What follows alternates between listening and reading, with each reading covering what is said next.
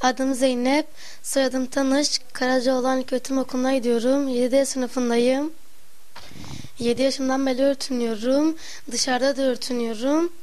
Okula bu sene başladım. Ben dedim ki baba ben de bu sene okula başörtülü gitmek istiyorum.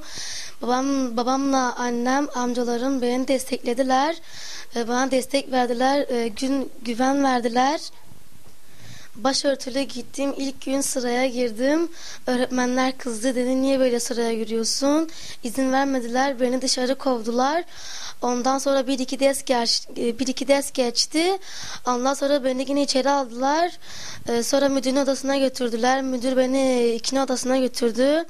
Dedi niye başörtüsü ile geliyorsun? Kim seni zorladı? Neden böyle geliyorsun? Ben dedim kimsenin zoruyla gelmedim. Kendi isteğimle geldim. Babam Gül de bana destek verdi ve Allah emrettiği için böyle geliyorum. Ondan sonra rehberlik öğretmeni çağırdı. Bir form verdiler. Bunu doldur dedi. Ben de doldurdum. Ondan sonra dediler eğer bir daha böyle gelirsen dedi seni okula almayız.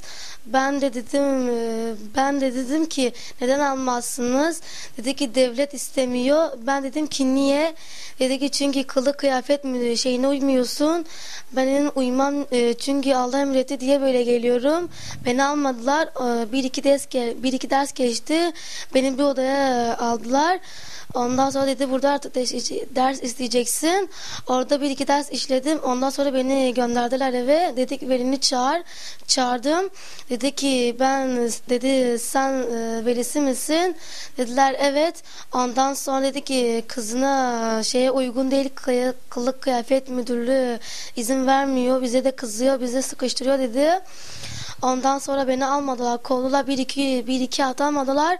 Ondan sonra aldılar. Babam onlarla konuştu. Ondan sonra beni aldılar. İzin verdiler.